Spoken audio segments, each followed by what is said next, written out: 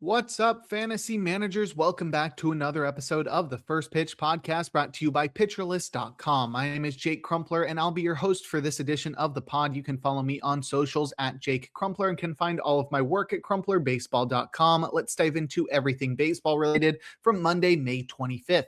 We'll start it off, as always, with the transactions, injuries, news, and notes from around the league, kicking things off with the bad news as starting pitcher Dylan Cease was placed on the 15-day IL with a hamstring strain. It's a minor strain for Cease, so he should miss the minimum time, but the Blue Jays rotation is currently in shambles with all of the injuries they've faced this year. Relief pitcher Tanner Andrews was selected from the minors in a corresponding move, but it's unclear who will enter the rotation to replace Cease or if Toronto will just go with bullpen games for a couple of weeks moving forward. They're already doing that with an opener ahead of Spencer Miles every week. So we'll see what they do to replace Cease moving forward. They're running out of options, though. Next, starting pitcher Jose Quintana was placed on the 15-day IL with an elbow sprain. An MRI revealed ligament damage, which is very unfortunate, and it's unclear if Quintana will require surgery or if he's going to go the rest and rehab route. Either way, we probably won't see him for at least a few weeks. Zach Agnos has been stretched out in the bullpen, so he could join the Rockies rotation full-time to replace Quintana, but the corresponding move to Quintana's IL placement was the recall from the minors of relief pitcher Wellington Herrera.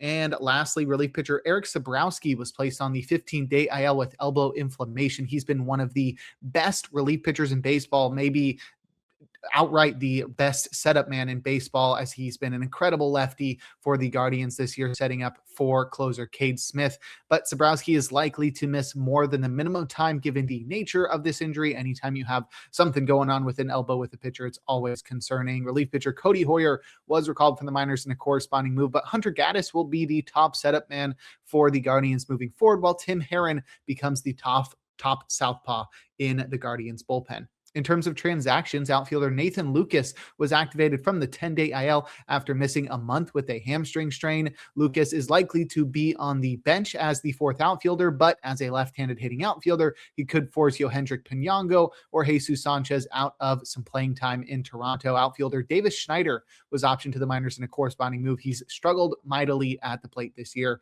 And lastly, outfielder Riku Nishida was officially selected from the minors. He is not a ranked White Sox prospect, but he's batted .319 with 15 steals and a 127 WRC plus, as well as the same amount of walks as strikeouts at AAA this year. And Nishida started in right field in his MLB debut, and he's expected to be on the strong side of a right field platoon with Derek Hill after outfielder Jared Kelnick was designated for assignment. He had been filling that right field role for the White Sox. So now we'll see Nishida on the strong side of a right field platoon moving forward.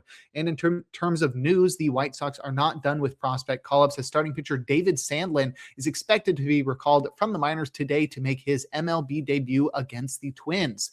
The White Sox number 18 prospect, according to MLB Pipeline, Sandlin was acquired from the Red Sox in the Jordan Hicks trade. He's pitched to a 0.55 ERA with a 35% strikeout rate in 6 starts between high A and AAA, but Sandlin has struggled massively with his control, sporting a 15% walk rate. It's unclear if Sandlin will stick in the rotation or if this is just going to be a spot start, or even if he's starting. Right now, Sean Burke is scheduled to start for the White Sox, so it's possible Sandlin pitches in relief, but the corresponding move to Sandlin's activation and the performance in his debut likely makes that decision more clear.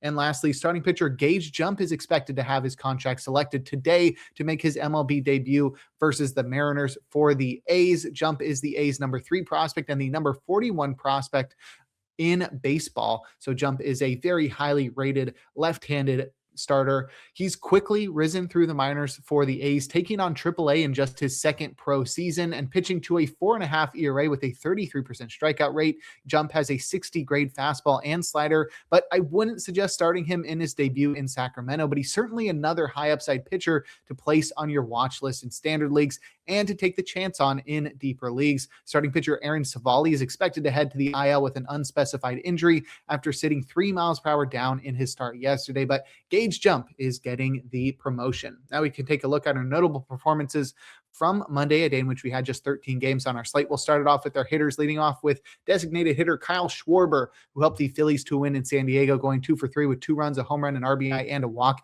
It was his 21st home run of the year, as Schwarber leads baseball with those 21 home runs, as well as in slugging percentage. And Schwarber absolutely kills the Padres through his career with a home run in every 2.38 games against San Diego, which is apparently the second best rate of any player against any team in MLB history, trailing only Giancarlo Stanton's 2.33 games per home run against the Rockies. So Schwarber is an absolute monster against the Padres.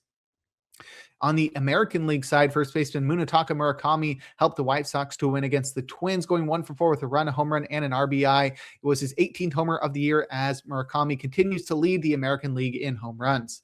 Next, third baseman Curtis Mead helped the Nationals to win in Cleveland, going 2 for 5 with 2 home runs, and 3 runs batted in. He's up to 7 home runs on the year now. First one went 401 feet at 105 miles per hour, and the second one went 373 feet at 101 miles per hour. Since Brady House was optioned to the minors, Mead is playing the hot corner every day for the Nationals, and he's batting in the top third of the lineup. The former Rays top prospect hasn't lived up to the hype thus far, but he's still just 25 years old, and it seems that he's finally figured something out with his third franchise. He's batting just 241 this year, but he's displayed plate discipline, power, and a little bit of speed with 3 steals to go with his 7 dingers and a 140 WRC plus. But the plate discipline gains have been impressive, as Mead has increased his career walk rate by nearly 8% to 13% and dropping his strikeout rate by 8% to 15%. So 13% walk rate, 15% strikeout rate for Curtis Mead. And that's supported by the lowest swing rate of his career. So he's been very patient, and the highest contact rate of his career. So he's making more contact.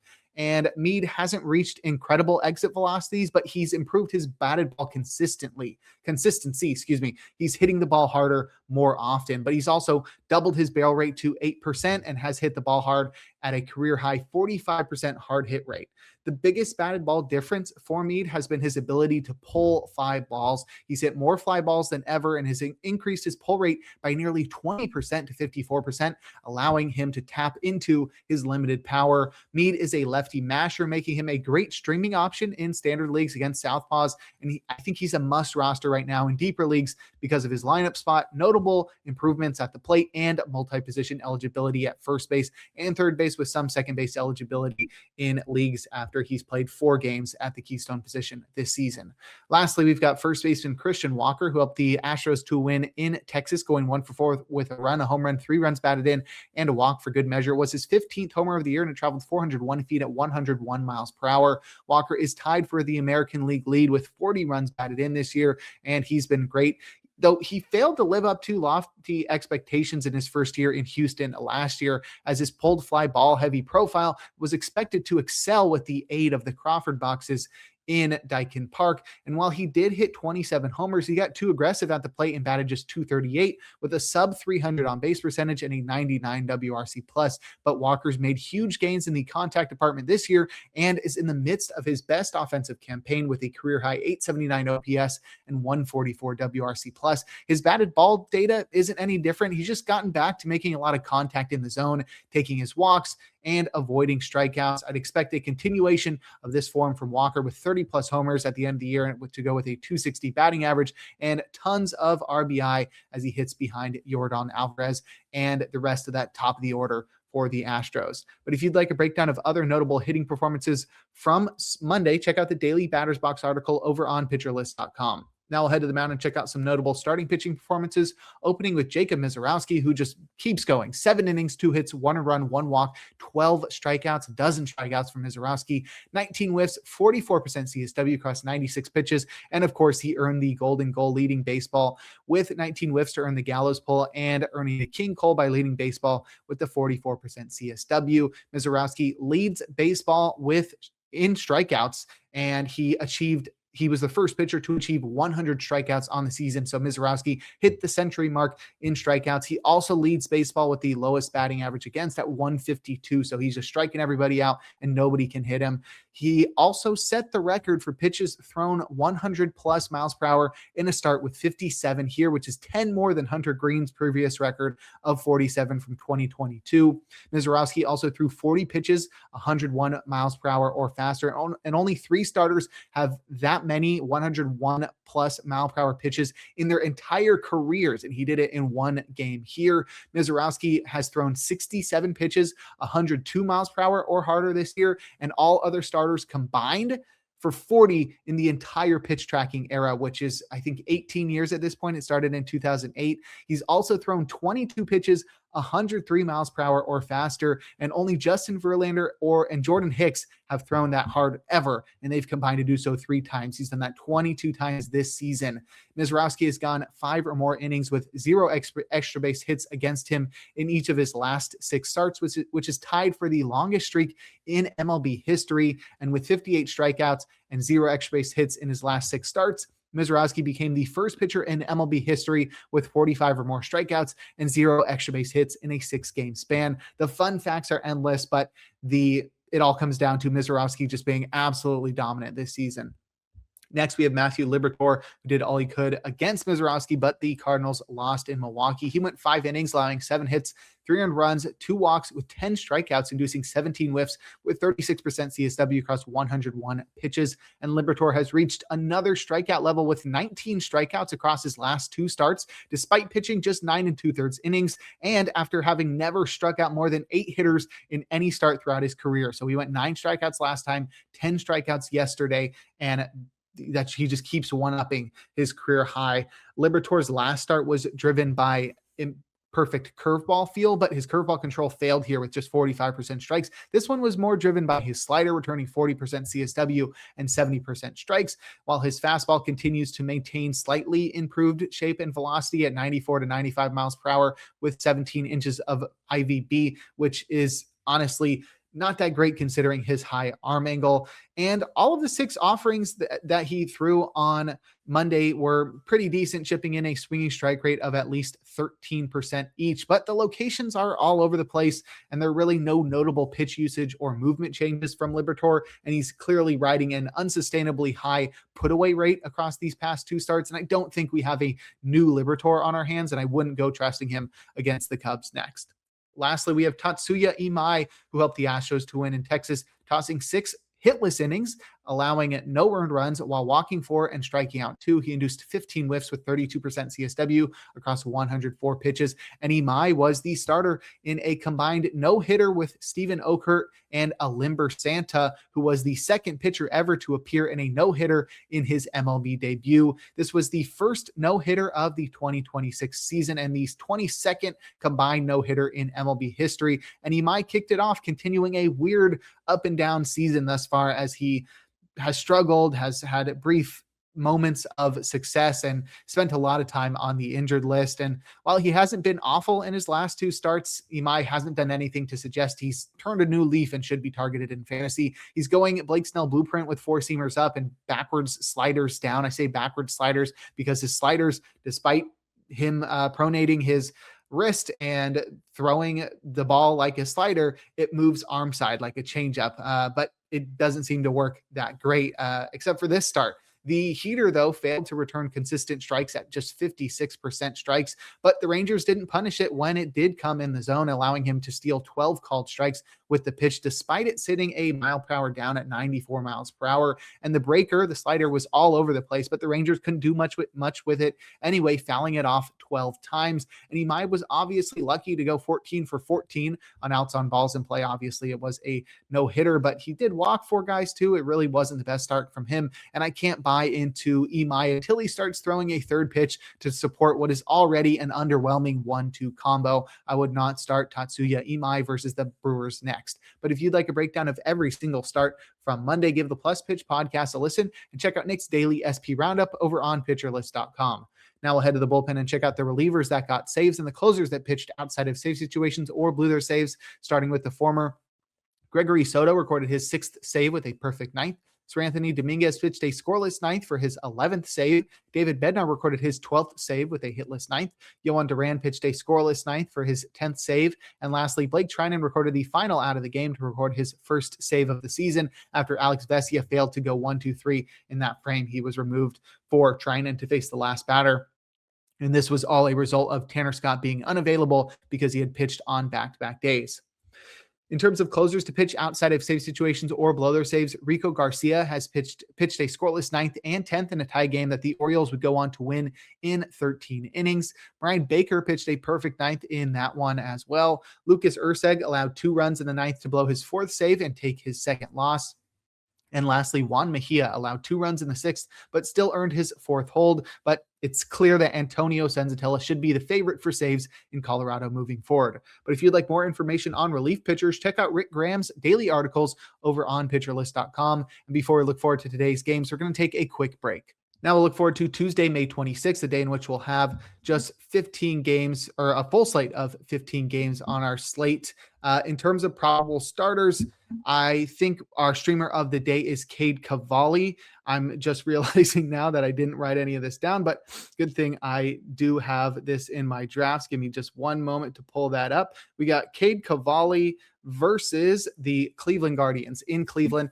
I like Cade Cavalli there because he's a guy who likes to throw his curveball versus lefties. It's his best pitch. It's his signature offering. It's a hammer curve. He throws it in the mid 80s. And while he's not somebody that has great control, he walks a few too many guys, he doesn't have the best support for that curveball. If he's facing a lefty heavy lineup and he likes to throw his curveball more against lefties than against righties, and it's a signature pitch, which means he's going to throw better if he's throwing that more often, I think he's going to do great against the Guardians. I also like some other guys that are starting on Tuesday, including Spencer Miles versus the Marlins. He's going to have an opener. He's looked pretty solid. I don't really like his stuff that much, but because he's got an opener, he's got a better chance of having a win, and he's going to be facing the Marlins, and their lineup is not that crazy. So if you're looking for any other pitchers that are going to have an opener to go with Spencer Miles, we've also got Luinder Avila, who will have an opener against the Yankees.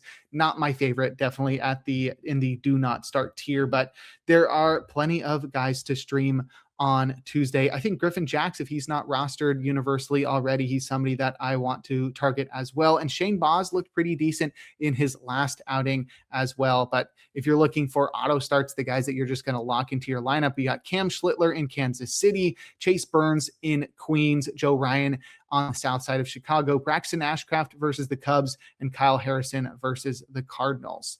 Now we can look at some hitter suggestions. I'd target Diamondbacks hitters versus Tyler Mahle in Oracle Park. Mahle has a 6.10 ERA on the season, so he's not been great. Diamondbacks hitters should take advantage of that. Ketel Marte has been on fire recently. I'd also target Andrew Benintendi versus Joe Ryan in Rate Field. Benintendi's not a great hitter, but he is against Joe Ryan, batting .421 with a homer and a 1239 OPS in 19 at-bats in his career against Joe Ryan. I'd also target Rangers hitters versus Jason Alexander in Globe Life Field. Alexander has not been great this year, 7.30 ERA. He was decent in his last start, but I think the Rangers hitters could take advantage of him. They're really good against right-handed pitchers. I'd also target Mariners and A's hitters in Sutter Health Park. It's one of the best hitters parks in baseball, and we'll see Emerson Hancock square off against Luis Severino. I think Hancock is due for some regression, and Severino is not great at home. I'd also target Padres hitters versus Aaron Nola in Petco Park. We've got a lot of vets on that Padres team. They've had a lot of experience against Nola, and he's really struggled this year with a 6.04 ERA. And lastly, I target Rockies and Dodgers hitters in Dodger Stadium. We'll see Kyle Freeland and his 7.04 ERA square off against Eric Lauer and his 6.69 ERA. Both of these guys inflated ERAs, and they're both southpaws, so you'll want to target right-handed hitters on the Rockies and Dodgers. Now we can close things out with our relievers to watch. Sir Anthony Dominguez has pitched on back-to-back days, but so has Grant Taylor. So expect Brian Hudson to be the top option for the White Sox on Tuesday. Lucas Erceg has pitched on back-to-back days, but so has Daniel Lynch. So I'd expect one of Nick Mears or John Schreiber to get the ball in that one if a save chance arises. Yohan Duran has pitched in 3 of the past 4 days. So if the Phillies determine that they want to give Duran a day off, Brad Keller will be the go-to option for a save. And lastly, Gregory Soto has pitched on back-to-back days. So expect one of Danny Santana or Mason Montgomery to get the ball in the ninth. But that'll do it for today's episode of the First Pitch Podcast. Make sure to head on over to pitcherlist.com to check out all of the great articles and features we have on the site. Sign up for PL Plus or PL Pro to gain access to the Discord and to support the Pitcher List staff. You can follow me on socials at Jake Crumpler. Tune into to YouTube tomorrow and every day for a new installment of the podcast. And make sure to enjoy the day as we are blessed with another day of baseball.